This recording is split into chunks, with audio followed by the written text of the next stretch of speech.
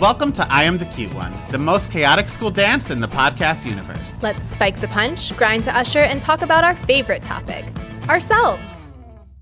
Hello, I am Chelsea, and I am the cute one. And I am Donnie, and I am the cute one. And we are here today to cover Casper, the cutie's choice. I was happy with it. I was too. I had never seen the movie, so this is 2 months in a row that the cuties have chosen a movie that I get to be delighted with for the first time. Look at that. Well, delighted by and also horrified by, because I got to tell you, and obviously we'll get into it, but watching Casper, the friendly ghost, for the first time in the year 2025, I have some concerns. Oh, I'm excited to dive in because I don't know what it could be. Well, this movie came out on May 26, 1995. It was a Friday. Back to our roots. No more crazy, wacky Wednesday movie releases. This Is How We Do It by Montel Jordan was #1 in the U.S. Wow. With Unchained Melody reigning supreme in the UK. Huh. And then this movie was #1 at the box office with Braveheart and Johnny Mnemonic coming in at #2 and 3. I have never heard of Johnny Mnemonic in my life. No, me neither. At first I thought you meant Johnny Tsunami. I'm familiar with Johnny Tsunami, but I know about Braveheart and the face paint and the yelling and the screaming and the ah! But Johnny Mnemonic, God knows. How do you even spell that? Oh, I found it. A data courier, literally carrying a data package inside his head, must deliver it before he dies from the burden or is killed by the Yakuza. Okay. Huh. Sounds like a movie Dr. Bald probably saw in theaters. Probably. Keanu Reeves is in it. That tracks. So if today's episode makes you laugh or scream, please do us a favor and leave a 5-star review on Apple Podcasts or Spotify. A 5-star review is the easiest way to help us grow our audience and this community. Thank you. And thank you to everybody who went over to our YouTube channel, liked, subscribed, pushed that little bell button, because we're really trying to grow over there, and we've been dropping little fun things over there. We did a mukbang video that we posted first on Patreon, but now is available over on YouTube. So go watch us watch Desperate Housewives. And I really liked that mukbang video. Yes, the rewatch of Desperate Housewives was good, and I think we are a perfect contender for the People's Couch. But I also really might just do it on my own, eating on camera. Okay. Yeah. For me, it was less about the eating on camera and more about recording me doing what I do anyway when I watch a show with a friend, which is just talking through the entire experience. And the more I think about it, I know that we are manifesting you getting on Big Brother, so maybe that will be like the gateway to other opportunities for us once you come out as American's villain after being in the house all summer. But when I think about like my dream job, I want us to be able to be on the People's Couch or to do what like Trixie and Katya do for Netflix of Queens Who Watch. Like, I really feel like I would not only thrive, but like I feel like it's my calling in life to watch television, but in a safe space where I am encouraged to speak my thoughts out loud, because that's how I watch anyway. But I think being put in a context where that's not only allowed but celebrated, I feel like I was put on this earth to do this work. That is a beautiful thing. It's important to find one's calling. Thank you. I agree. So can you give us any background or trivia about this movie? It was written by Sherry Stoner and Deanna Oliver, who also wrote together Tiny Toons, Animaniacs, My Favorite Martian, and some episodes of Curious George. They did talk to the producer, I think it was Steven Spielberg, and they said, is this going to be an animated movie or live action? And he said, it doesn't matter. Just write what you write and we'll make it happen. And he knew it was going to be live action, but he was afraid if they knew that it was going to be live action, they wouldn't go into like all of the that kind of stuff. Yeah, because it has elements of cartoon humor. Yeah. Like the ghost being like, oh, ooga, with like eyes popping out and stuff. It was directed by Brad Sieberling, who also directed City of Angels, a series of unfortunate events, and 2 episodes of the terrible Charmed reboot. It cost $55 million to make and brought in $290 million. Goodness. I know, really raked it in. Roger, shockingly, gave it 3 stars. He enjoyed himself at this film, but I didn't write what he said because it wasn't sassy or he didn't drag another movie for no reason. Well, this does speak to our theory that in the 90s, he was trying to be straight-laced and like do his job professionally. It wasn't until the 2000s that he was talking about running to the microwave and cooking up some ramen noodles. That's true. You're right. It also backs our theory that the Kid Choice Awards really have no through line at all, because this was nominated for Favorite Movie, but it lost to Ace Ventura: When Nature Calls. The Kids' Choice Awards. Yeah. Ace Ventura should be added to our morally corrupt month For list. sure. Let's get to taglines. The one I've brought with me today is, he's the ghost with the most. You're so good at this. Okay, mine is the boo next door. Okay, that's one of your best. Thank you. The real one's, home is where the haunt is. That's cute. That's cute. But this is where we lose me. Who did his hair? What? Who did his hair? Did that get switched at the Kids' Choice Awards for Ace Ventura Pet Detective? Who did his hair? This one I really like for reasons I'm so sorry. What did that poster look like? Was it Casper, like, in front of a mirror? Who did his hair? Oh, or maybe it's, like, one of the ghosts, like, wrapped around, like, a turban, like, around the dad's head? Sometimes I really just have so many follow-up questions that I know I'm not going to get the answers for because this is a movie that came out in 1995, but what? I know. I can't find a poster that says who did his hair. I did find the next one I was going to show you. So I'll show you this poster because, for reasons you will soon realize, this is my favorite of the taglines. Get an afterlife. And then the last one is, who says there's no such thing as ghosts? To quote John Mayer, who says you can't go home? Is that a song of his? Yeah, it's like one of his angsty songs. It was when he was mourning the loss of his public identity after saying the N-word in the Rolling Stone magazine. He got real emo there for a moment. The only Who Says song I know is Selena Gomez. What does that go? Who says? Who says? The crazy thing about Selena Gomez is I never remember. I like her music a lot. Yeah, particularly when she was with The Scene. Selena Gomez and The Scene, top tier. Well, I'm not familiar with the, with the specifics of her Mm-hmm, work, but yeah, I always forget that it's her though because her speaking voice and her singing voice are so different. Which now is a good time to bring it up. I talked about the show a little bit on Friday, but when I saw Romy and Michelle, the musical, the Romy girl did the voice perfectly. But then when she sang, she didn't use it.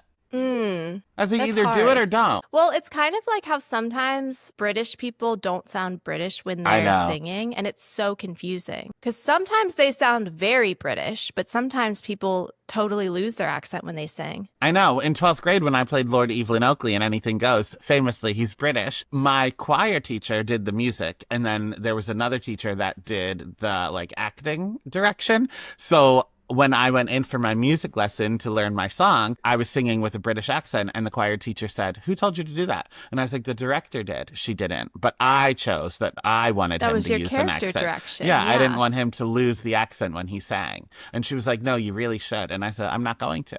And that is history. That was your first time of putting your artistic foot down. You had a vision and you said, "By George, I will speak in a British accent." This is the first feature film to have a fully computer-generated visual effects character in a leading role. Huh. I know. Come on, Casper. And it weirdly did hold up. Yeah. The house used, this is a fun one. The house used for Whipstaff Manor was used, do you know what it's from? Do you recognize? No. It was used to film scenes for Backstreet Boys' Everybody Backstreet's Back video. The music video that haunted Sapphire. How? One Saturday, we were just watching old music videos on YouTube, and I was teaching the girls the herstory. I have to homeschool them now that I feel like they're not really getting the lore of the important beats. So we were watching Britney Spears. We were watching some ex-Tina, you know, age-appropriate things for a 6- and 7-year-old at the time. And then we made our way to Backstreet Boys, and they had loved everything. But then that music video is very scary. It's very spooky. And you know, my girl's wildly inconsistent with what they are frightened by. And Sapphire ran out of the room, and then later that night, as I'm doing bedtime, hours later, hadn't clocked for me, she asked me to like check under her bed and in her closet and stuff, which usually isn't her vibe. And she said, "Mommy, I'm just really still thinking about those singing boys." And I said, "Well, I used to think about those singing boys at bedtime when I was your age, but it was for a different reason." Like what you're hearing? Head to patreon.com/IamTheCuteOne for more. There you can find uncut, unedited, and unhinged video and audio footage of current episodes. That's patreon.com/IamTheCuteOne. See you there. J.J. Abrams of Lost fame did an uncredited rewrite of this movie, but as you know from last week, he didn't do 33% of the script, so he didn't get credit for it. Christina Ricci originally turned down the movie, having not wanted to appear in a children's horror soon after The Addams Family. So then Drew Barrymore was considered for this, which, how old was she? She's a lot older than Christina Ricci, right? No? Christina Ricci was born in 1980. Drew Barrymore was born in 1975. Now listen to everybody else that was asked. John Ritter, Tom Hanks, Dennis Quaid. John Ritter? Yeah. I know. We have more of a through line than the Kids' Choice Awards. John Travolta, Hugh Grant, Kurt Russell, Robin Williams, Jim Carrey, and Tim Allen were all offered the role of Dr. Harvey, but they all turned it down. I would love an alternate universe where we could watch Robin Williams as the dad. Robin Williams and Drew Barrymore? Incredible. Mm-hmm. And this is just genie adjacent, but the scene when he dies and comes back as a ghost for a little second and is like quirky. Yeah. Incredible. I feel like if Robin Williams was the dad, they would have had a full possession scene. Like, you know, when the three uncles go inside his mouth, I feel like Robin Williams would have done an entire bit, scripted or not, of just like being wacky and weird and ghostly. Yeah. Because it was cool to have those cameos in it, but Yeah. Robin Williams wouldn't have needed them. That could have saved money on the paychecks. Yeah, he would have just done his impressions. So now I want to know, what character in Casper do you identify as? I think I'm a mix of stinky and fatso. Okay. I don't really know if it needs clarification, but I do fart and burp a lot, and I do eat a lot, and I do love to dress like a woman whenever necessary, and sometimes unnecessary. Okay. When they pranked him to thinking the wife was coming back or whatever, already, like, that's the prank itself. Once he opens the doors, that's the end of the prank. Tricked ya! Some call it pranks, others call it psychological, devastating warfare. Potato, potato, tomato, tomato. It didn't need to be him in a women's outfit. That's fair. I think Fatso was working through stuff in this movie. A lot of time to contemplate identity in the afterlife, perhaps. In the sequel, I think he'll have a new name, also that starts with an F, but it ain't Fatso.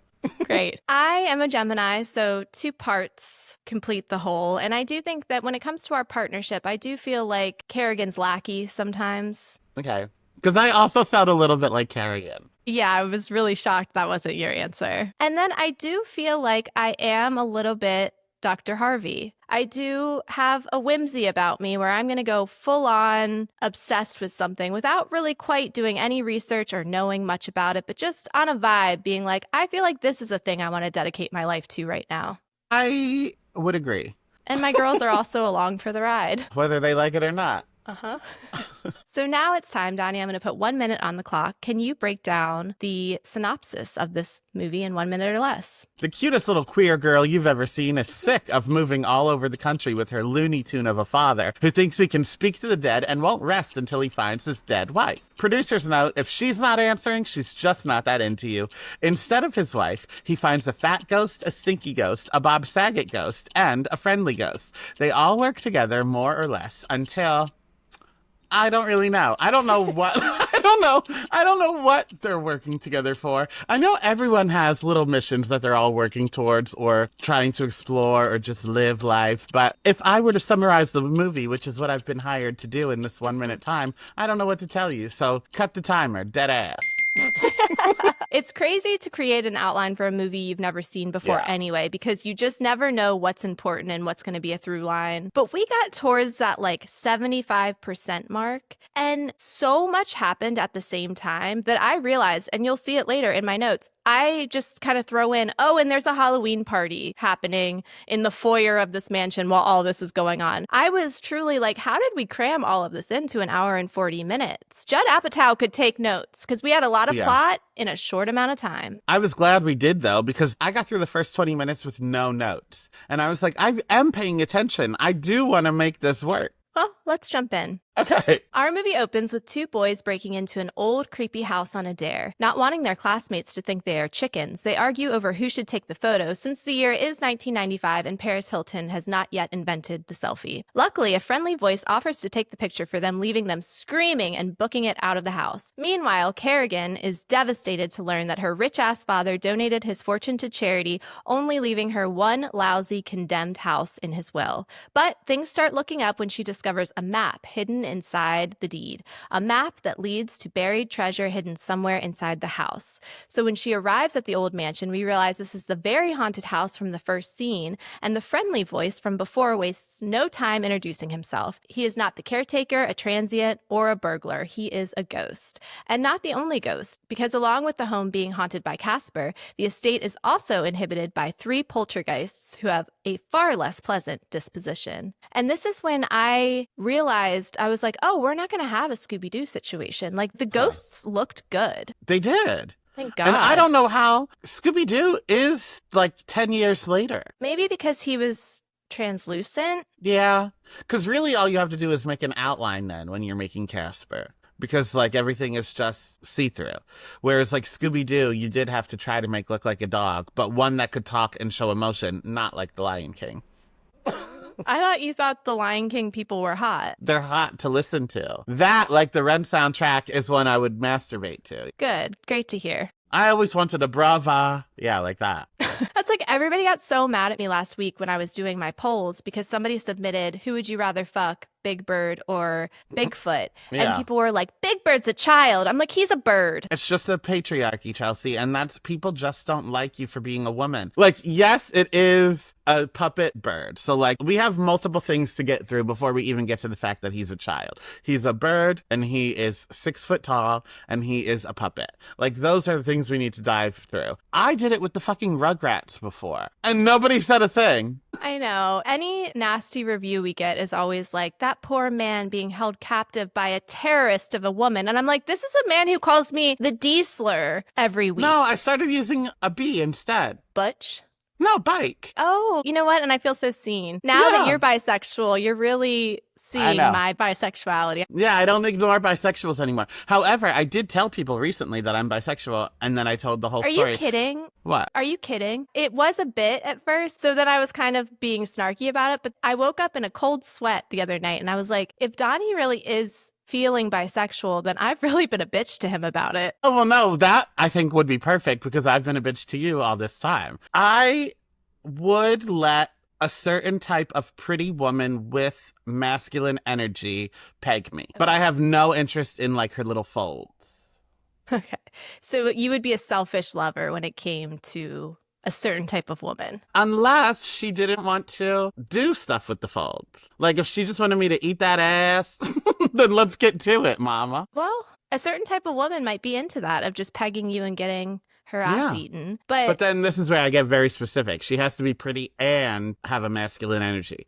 If she's just pretty, I'm not into it. Mm-hmm. And if she's just masculine, I'm not into it. It needs to be Renee Rapp, essentially. Yeah, I'm rap sexual. We were both dissecting our horniness during the Renee Rapp concert. And I do think it's because aesthetically, like when she's not moving, if you just take a picture of her, she's stunning and she is giving full, especially in a performance, giving full pop star glam. She has the big hair extensions. Yeah. She's got the makeup. She was squatting a lot. Oh my God, her thighs must have been on fire. Yeah. But then it is the way she moves and like her energy. She gives like bad boy energy. Yeah, I don't know if was there a part in the concert or did I black out and make this up because it seems like it would be there, but it really wasn't. Was there a part where she made us all bark? I don't think we were barking. I think it was a call and response. I think you were barking. I think your bussy was barking. I literally thought she said, everybody fucking bark.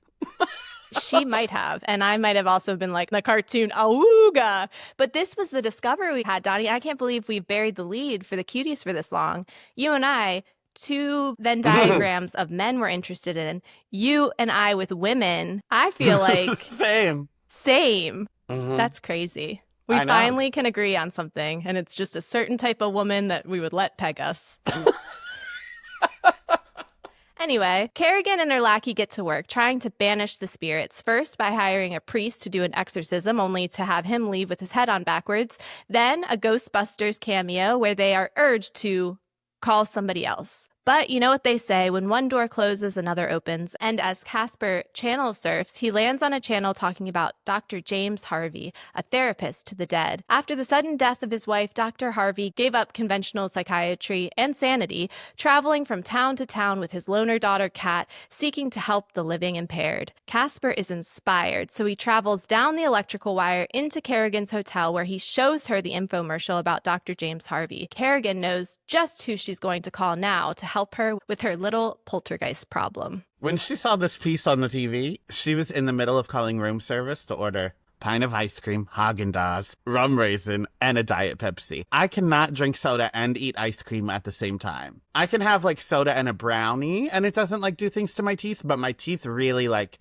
scream and feel like they're gonna fall out if I have soda and ice cream at the same time. Is it like the bubbliness? I think it's like the oversweetness of both. Like it activates, not cavity. I don't have cavities, but it like maybe I have the start of cavities or maybe like root damage. I don't know what I have, but like it does trigger something in me where my teeth are like, this hurts. Do you have sensitive teeth in general, like with hot or cold, or it's like truly just like when it's too sugary? Not hot or cold, just too sugary. I can understand that though, because I'm not a sweets person. And so there is a feeling of like film that coats your teeth or coats your tongue when something is like so rich that you're just like, ugh. So does that mean you don't like a root beer float? Oh. I could do a root beer float. But if I ever have a choice between a root beer float and a milkshake, I'll get a milkshake every time. Yeah, I feel like root beer floats are kind of a crazy thing when you really think about it. Like, it kind of feels very unnecessary. But I always have a strong emotional connection to root beer floats because we used to have the root beer float club growing up. What was that? Every report card season, my mom would host the root beer float club for all of the neighborhood kids, and anybody who got all A's and B's were able to come and join and have a root beer float. But the thing about my mother, she's cutthroat. So there were certainly kids who were trying their best and would get a C, and they could come, but they could not eat.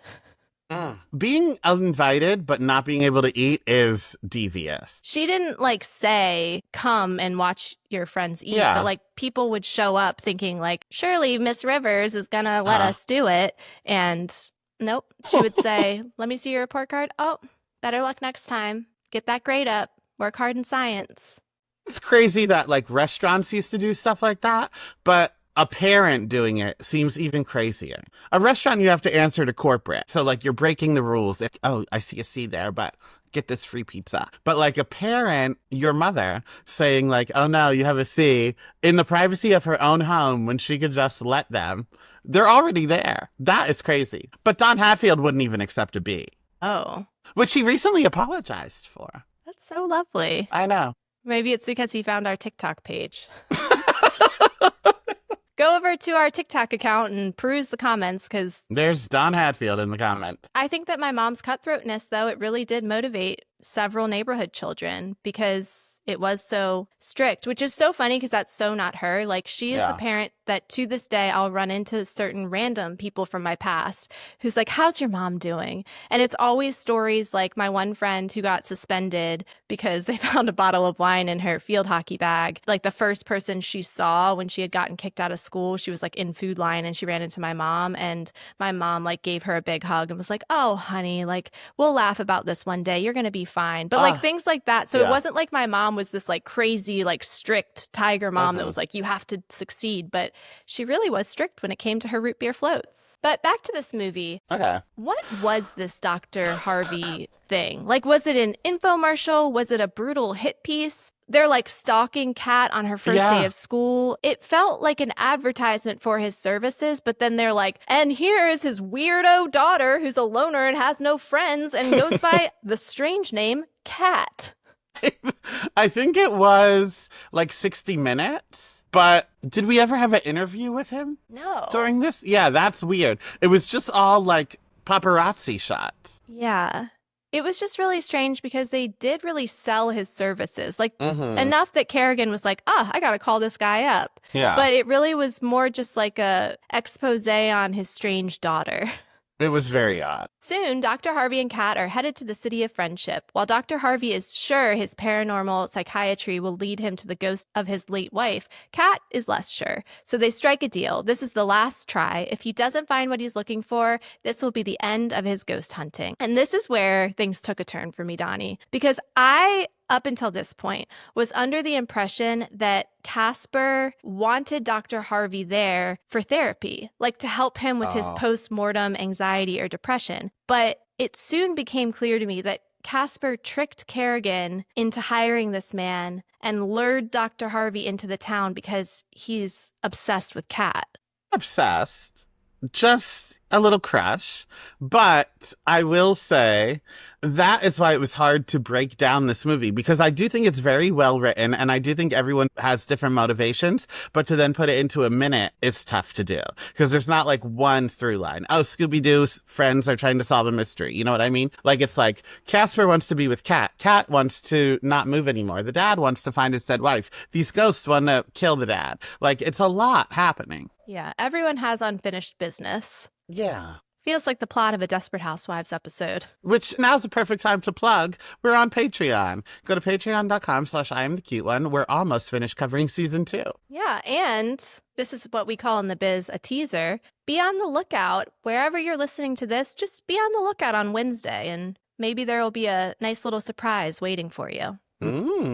As Kat unpacks her belongings in a home that we've been told is condemned just scenes before, Casper stalks her, lurking inside of clocks, transforming himself into her pillow, and eventually causing her to faint when he tries to introduce himself. This is a horror movie, Donnie. Like, it's great we're covering it during spooky season, and I do believe that had I watched this as a child, I would have been so horned up for Casper. I get it. I know that this is a lot of people's sexual awakening, but Casper is frightening. He is lurking, he is sneaking, he is creeping, he is watching. And then also, I know that my house is falling down all around me. God knows what's going to happen next. But I do feel like there should just be a general order of operations when you move into a home. And I know they're on a time crunch, but I feel like at the very least, let's clear out some cobwebs. At the very most, let's take care of the brown sewer water rushing through your daughter's bathroom sink. You know?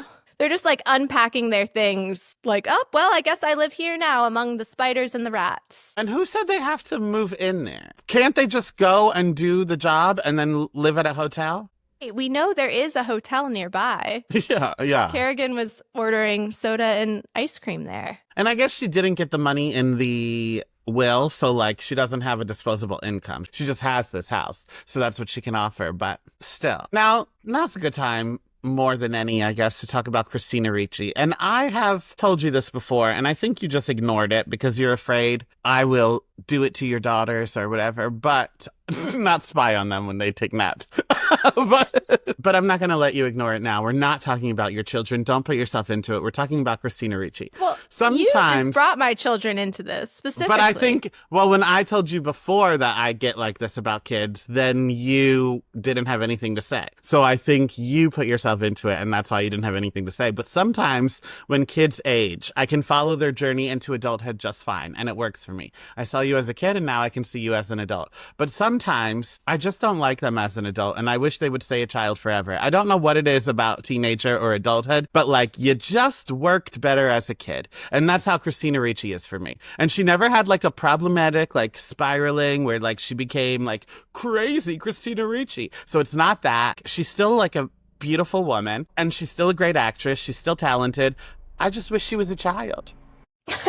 I don't know why I didn't yes and you about that. And I don't think that you're going to feel that way about my kids, because I think that my kids, I'm very curious and intrigued to see what type of adults they turn into. I think they're going to continue to keep us on our toes.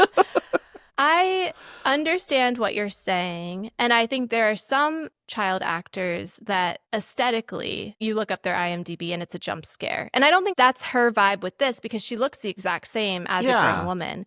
But I do think there is an element of when you play a certain type of role, like part of the charm of her is that she was playing these precocious kids that were like wise beyond their years, especially like Wednesday Addams in this role actually, but she's playing these roles where like she is an old soul, and that doesn't hit the same when she's just literally an older person who should be more worldly because she's 40 or whatever. Yeah. Because Drew Barrymore, I like better as an adult than I did a child. So it does sometimes happen the opposite as well. Mm-hmm. I know that she's doing stuff now, but I do feel like Christina Ricci was typecast into a certain type of role, and there just isn't as much opportunity for that as an adult. Yeah, and she's having a resurgence. She's in Yellow Jackets, and then she was in season 1 of Wednesday. So, like, there is time for her now, but for a long time, I do think people didn't know what to do with her as an adult. Because then she was in that, what was that movie where she was chained up? I think by Samuel L. Jackson. Black Snake Moan. And, like, they tried to make her, like, sexy for a long time, and that didn't really work. I think the bangs are helping. Yeah. And I think now she's realizing she's a character actress. Whereas before, she was a character actress. Wednesday Addams is a character. You can make her the lead of something, but she's a character. And I think for a long time, they were just trying to make her the lead of something like, oh, Christina Ricci, leading actress. And she is, but as a character. So, like, now they're giving her weird wigs and weird glasses and making her, like, spy on people in bushes and stuff, and it works. Yeah, for sure. I agree. Yeah. Also, when she gets knocked out and Casper wakes her up by dunking his tail into water and then... sewer water, presumably? Squirting on her. Imagine waking up to a ghost squirting on you. That is disgusting. And that's not even the only liquid that gets sprayed in her face because of Casper this movie. I'm telling you, Donnie, this movie gives me the creeps. I think Casper's just cute to me. Don't let your followers see that. Oh, he's a child. He's also a CGI ghost, okay? But while we're at it, Phil was the hottest Rugrat. Okay, moving on. Oh, brother. Okay.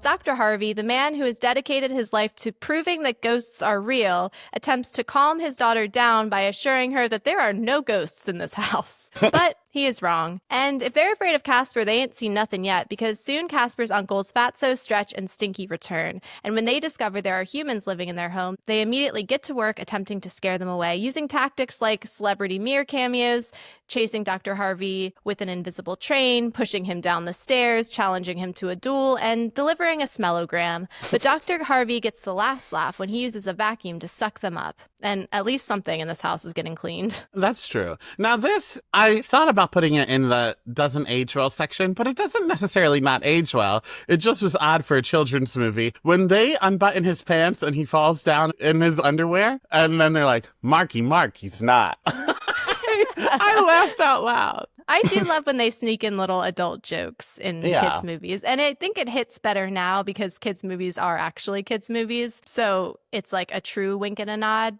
And back in the day, I mean, who knows if that was even intended for the adults or if that was just a fun joke for a 6-year-old. Possibly both. But I have only ever seen the trailer for Bad Guys 2, but that part when the shark gets into the Italian man's clothes and does the impression makes me laugh out loud every time, to tears even. And that's not necessarily a joke for an adult, but it was a joke for this adult. Bad Guys is a great franchise. I think I would like it. Also, I feel like these uncles had a soft spot for this human family, like from the beginning. I feel like they're talking a big game. And yes, they do threaten to kill Dr. Harvey later, but we have just seen what they're capable of. They twisted a man's head backwards. They snapped his neck. They made it so that he is never going to be able to look forward again. So it just feels like they could have done way worse. You're right. Also, I would love to know the physics of this vacuum bag, because we've seen them travel through walls, down pipes, down electrical wires, and yet they were trapped. I think Steven Spielberg should have gave some kind of rule when they said, treat it like a cartoon. Yeah. Or, again, just disaster movie logic of just throwing in one thing of like, oh, the dust forms a layer that shuts down the veil and makes your particles But that's what I stick mean. In a together. cartoon, the coyote can fall off a cliff and get crushed by an anvil and then come limping out the next scene to do something else. True. So, like, to just reset, I think that's what these people were writing with their Animaniacs and Tiny Toons minds. But this is live action. We need some kind of brain power here. Make it make sense. Yeah, we need rules to operate within. We need Thank you. parameters. The next morning, armed with a hand vacuum, Kat heads into the kitchen where she is immediately gagged and bound by Casper, who tells her that she has to trust him and that he's a friendly ghost. Chilling. Okay. And as Casper's uncles continue to torment Kat and her father, Casper makes everyone breakfast using kitchen equipment from Pee-wee's Playhouse. And so we have our first Thanksgiving, a gathering of humans and ghosts around one table, learning about one another and eating pancakes, since sunny-side-up eggs make Kat yak. And the horrors persist for Kat, who has to go to her first day at her new school, which is apparently your old school, Donnie, because there's asbestos in the gym that's preventing the Halloween dance from taking place. But in a strange turn of events, when Kat tells everyone she's living in the haunted mansion down the road, the students lobby to have the Halloween dance there instead. And after a single class vote, it's decided. The Halloween dance will take place at Whipstaff, a place that I cannot stress enough is condemned. It is condemned. Also, she literally just said, I live there. And they're like, oh, that's where we're going to have the dance. She Yeah. never said yes. Her father certainly didn't say yes. Surely there can be other options. The gym has that. But what about the cafeteria? Presumably, fingers crossed, other areas of the school are safe because they're quite literally in the school right now Yeah. for this conversation. Or like a church basement, or like even the football field. Like, surely there can be somewhere you can have this Halloween dance besides this girl's house that didn't offer you her home. I am glad, though, that they are settling on somewhere to have it, because the first choice was to push the Halloween dance back a few months. Why not just cancel it? Why not just say, like, sorry, the Halloween dance is canceled, but for Valentine's Day, we're going to have a party where you can dress as your favorite couple. This way, it's still a costume party. You can get your kicks out then, but the Halloween dance is canceled. A Halloween dance in March is nuts. No, Halloween decorations are embarrassing on November 1st. Agree. Like, I love to decorate my whole house. I love spooky. I love ooky. I love creepy. There is something about a bat or a skeleton or even a bejeweled pumpkin that, like Cinderella, the clock strikes 12 and I get the ick and I'm mortified. I'm like, why did I have a witch wreath hanging from my door? This is so embarrassing. It's November 1st. We'll push back about the pumpkin. I think that you True. can have pumpkin decor until Thanksgiving. Yeah, that's like a transition piece. Yes, yeah. Yeah, but I do think that maybe the message of this movie is speaking about the dangers of colonization, because they move into this house pushing the native ghosts out. And then even with this Halloween party, nobody said yes. They're just claiming the land as if it's their own, a condemned house. Maybe. And maybe that's why Christina Ricci finally ended up saying yes to the movie, because she didn't want to do another children's horror movie. But that was the plot line in Addams Family Values. And then she was like, well, I will continue that streak. My movie should have messaging. That's like her celebrity cause, Yeah. to speak out on how Christopher Columbus was a bad guy. Yeah. And ate lunch on 9/11. Anyway, Amber gets her revenge on Kat by convincing Vic, a hunky boy with a center part, to ask her to the dance. And Casper at this point ups the nice guy act. Vic has a pulse, a tan, and a reflection, and poor Casper doesn't even have a memory of his own life. When you're a ghost, your life just doesn't matter anymore, so you start to forget. And when this guilt tactic doesn't work on Kat, who is excited to have a human being date for the dance, Casper hangs her upside down outside of her window until she submits. Uh-huh. Casper's amnesia causes reflection in Kat, who worries that she is starting to forget her own mother. But there are things she does remember, like her ivory soap, the way she would put on her lipstick, and her bedtime stories. And Kat might be bearing her soul, but Casper is quite literally not listening. He is too busy planting kisses on Kat as she sleeps and thinking about how he would be able to fuck her at the dance if only he had a corporeal body. Now, I do think I'm not as disgusted by Casper's antics as you. However, I will say this is giving Big Brother showmance, where someone just wears the other person down until they finally say yes. Also, when he takes her to the lighthouse, she is so wowed by the view, and like it's like a little romantic moment. She's like, Casper, this is beautiful. This is exactly the view from her window. We saw Casper pull her out of her balcony and hold her over the water before taking her here. Like, she can go on the balcony and look at this every single day. Yeah, maybe she was just so relieved to be seeing it upright. Like that she was seeing it with her head above her feet once more. Okay. And again, I do acknowledge if I had watched this for the first time as a 10-year-old, I would be wet for Casper.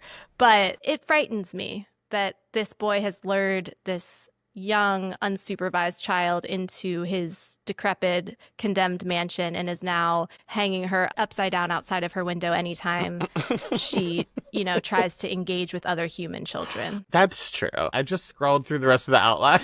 We have so much to talk about. Earlier in the outline when you're like, the first part of the movie, what are we even going to talk about? We haven't gotten to the part we have notes about, so let's get there. Kat doesn't want to just look cute at the dance. She wants to look nice. Which...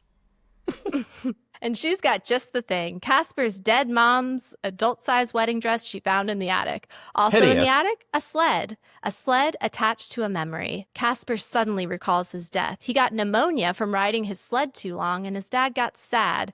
And when it was time to die, Casper didn't go where he was supposed to go. He stayed behind so his dad wouldn't be lonely. Beautiful. But then wouldn't it be finished business when the dad died? But again, plot holes. Also, I'm glad you mentioned she doesn't need a costume. She just wants to look nice. Because this dress is fugly. It's horrible. Why would she willingly wear this? I don't know.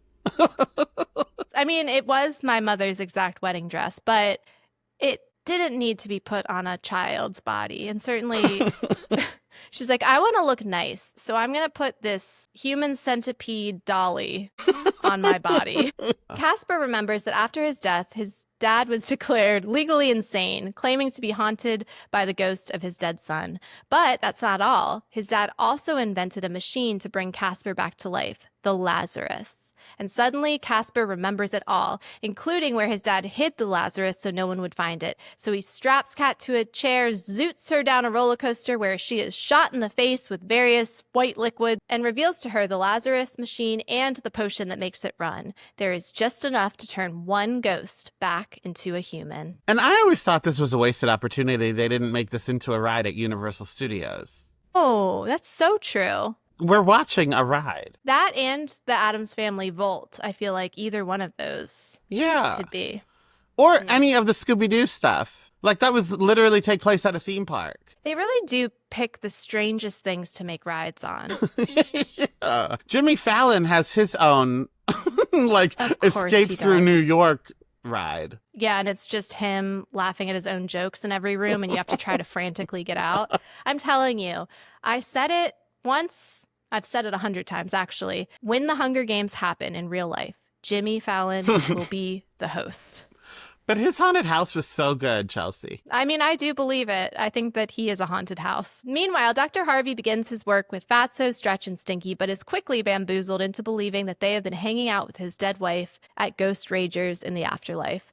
And when he becomes despondent in his work, the ghosts decide to give him a little taste of their own medicine. They take him out of the house and to happy hour, where he gets drunk and falls to his death, but more on that later. Dr. Harvey being out of the house gives Kerrigan and her lackey a chance to spy on Kat and Casper, following them down the tunnel and to the Lazarus and to the vault. And things really escalate quickly from here as Kerrigan and her lackey steal the potion and immediately attempt to kill each other so that one of them can turn into a ghost and access the vault with the treasure. Kerrigan picks the short straw, accidentally killing herself when she dries off of a cliff. The bitch is back and heads straight for the vault where she finds a treasure chest. And now Ghost Kerrigan has everything. Her treasure, her riches, everything, which unfortunately for her means that she no longer has any unfinished business. And so it's time for her to cross over and poof, she's gone. And I don't want to add insult to injury, but may I recommend next time confirming that there is actual treasure in the treasure chest before driving yourself off a cliff? Because it turns out the treasure is not, in fact, gold or jewels or even Bitcoin. No, inside the chest is Casper's old baseball. Which is fine if it would have been word of mouth. Why was this written on the deed in hidden ink that you had to burn? I don't know. Yeah, like I certainly have treasures of like my daughter's old like stuffies or an old photo or memento that is a treasure to me, but I'm not like writing a map for someone to discover later that they have to like use invisible ink on to see. Right. Kerrigan should have just wanted to hire Dr. Harvey to get the ghosts out. And then when she was like witnessing him do his work, she could have overheard Casper tell Kat about, oh, my treasure, my treasure. And that's when she has a new idea. Like, oh, we need to find this vault. But for it to just be written, again, in ink that only showed up when you burnt the papers.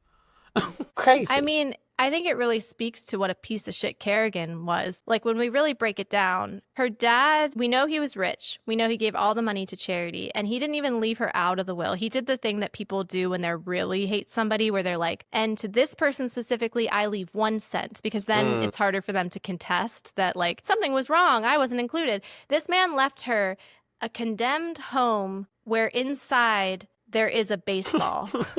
Do you think the dad knew about the baseball? I don't even understand why the dad had that house. You know what? Was the dad Casper's dad? Are they siblings? No. Like, how did this dad come into this home? I don't know. I guess you just bought it. You can buy houses when someone dies. And when Dr. Harvey returns from his code of ethics violation bar crawl, he is delighted to be a ghost until traumatized, fully orphaned Kat reminds him who she is and what he's left behind. And so Casper decides to give up his dream of being a human again and selflessly gives the potion to Dr. Harvey, who transforms back into a person. And I know that the uncles thought about killing him, but then he fell to his own death, whatever. But they are villains. Like, even when they come back and see that the daughter is sad, they're happy with him and his presence now. They want just another frat boy in the house. They're villains. They're not anti-heroes. They're villains. And I think they need to be punished. Oh. It really upset me, Chelsea, when they were playing instruments at the end for a dance party. You feel like they were being celebrated. Yeah, or like we accepted them as they were. But I don't think so. I think we need to like bring them to a cemetery and hold them onto the ground until they explode. Oh, or at least find a bigger vacuum for them to spend eternity in. Something. Put a vacuum bag in that vault and lock the door. I don't think Kat is ever going to know peace again, because Casper immediately guilt trips her, telling her that your date is probably waiting for you at the Halloween party. The Halloween party, I forgot to mention, that is currently taking place in her home as all of this is happening. And as Casper sulks and reflects on how nice guys always finish last, he is visited by an angel, and not just any angel, Kat's mother. She tells Casper he did a very noble thing and that his dad would be proud of him. And as a reward, she is giving Casper his dream. But Cinderella style. For one night only, Kat's mother gives Casper the gift of terrorizing her daughter in the flesh and not just from the great beyond. And this is where I do have to say, forget everything I previously said, forget all of my misgivings and creeped outness, because Casper, now played by one Devon Sawa, related to Jojo Siwa, of course. Casper, now played by one Devon Sawa, joins Kat at the dance. And Devon Sawa, hunky as hell. Again, 10-year-old me would be hanging upside down from my balcony just on my own. And as his uncles scare off the bullies trying to ruin Kat's night, Casper shares a dance and a kiss with the girl he will haunt for the rest of time. Can I keep you? Trick or treat indeed. What a movie. I loved it. So, final thoughts. If we were to bring this movie to present day, who would you cast in the reboot, or what would the plot of a sequel be? I think we should do a sequel, and it is Kat, who's now an adult woman with a family, and she is still being pined after by Casper, who is still a child as a ghost. So she decides to help him with his unfinished business so that he will leave her alone forever. That. Mine also takes place with Kat in the future being haunted by this horny child ghost. But I think we could make it a psychological thriller. And I think we changed the tone. This was a children's movie, allegedly, despite all of the adult murders and the stalking. And I think we could make it a true psychological thriller meant for adults, and almost do like the Invisible Man thing where she's just trying to live her fucking life and Casper refuses to leave her alone. And it's just her finally coming to terms with the fact that, like, when he said, "Can I keep you?" like, he's keeping her whether she wants it or not. So she needs to break free of the shackles of this nice guy. I like that. Also, we can add, it changes the like thesis statement of the movie a little bit. But if she decides that the reason to do it now, he is showing interest in her daughter as well. So she's like, doing it to me is fine. I can handle me. But now you fucked with the wrong one. Yeah. And then it can have a message of like breaking generational cycles. And sometimes the things that you accepted for yourself, you're not willing to accept when it starts happening to your children. Oh, yeah, that's good. Brilliant. Christina Ricci, don't listen to the beginning of this podcast where I said I don't like you as an adult, because we've got a role for you. Final thoughts. What about this movie aged well, and what aged like blockbuster? I think, like you said, children are soft these days, and I think they should be. I like soft children, but I do think there's a lot of death in this movie that like a children's movie wouldn't have if it came out now. Cat is so casually orphaned as like a D-plot storyline. But then besides that, it was the 90s, so we get a lot of things like, we got a closet case here, but then also random fat jokes about Oprah. Yeah, really out of nowhere.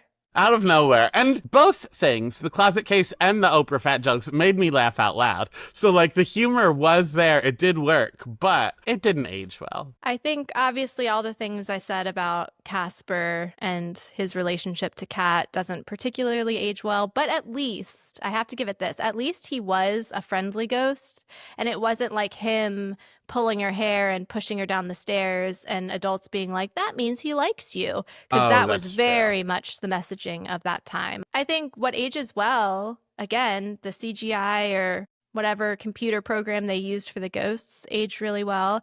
The cast aged really well. I think it was a really cute film. I agree.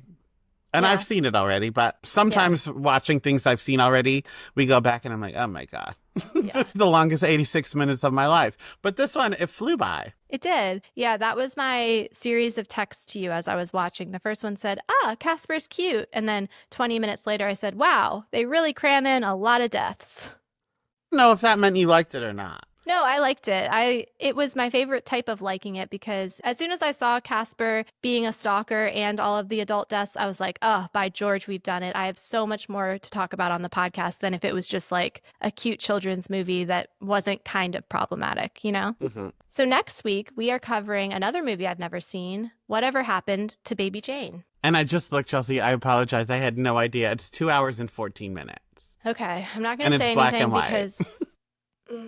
I'm not going to say anything. I'm going to have a pleasant disposition. I'm going to go in with an open mind, and I will be reminding you of this the next time a disaster movie runs longer than 90 minutes for you. Okay. When we cover Interstellar, I'm going to be reminding you of this. But we've never covered a hagsploitation film before, so I'm excited for you to dive into this genre. What is hagsploitation? You know how like blaxploitation movies of the 70s was like black people, but like in a campy way? In the 60s, that's what they used to do to the old Hollywood divas who like got too old. They put them in movies where they're just like old and crazy. They were like, we don't know what to do with you. You can't play leads anymore. So let's just make you piss on yourselves. Well, honestly, maybe we should bring that back for like the Real Housewives. Please. When they hit a certain level, like... Put Sonia Morgan, well, I guess she kind of does it to herself. Her and Ramona just pissing and pooping on the floor. That's our hagsploitation, yeah. Well, on that note, we will talk to you later. Love you like a sister. Bye. Thank you for listening to I Am the Cute One. If you want more, head to patreon.com/IamTheCuteOne for uncut, unedited, and unhinged video and audio footage of current episodes, as well as even more bonus content. And if you like what you heard, please be sure to leave a 5-star rating and subscribe to our show. And to help us grow this community of chaotic cuties, share an episode with a friend you think would pass the vibe check. And to see the madness, check out our YouTube channel, where video footage from all current episodes are posted weekly. You can follow me at Real Donnywood on Instagram and all other social media platforms. And if you want more of my personal brand of chaos, check me out at Oh No Chels. Talk to you later. Love you like a sister.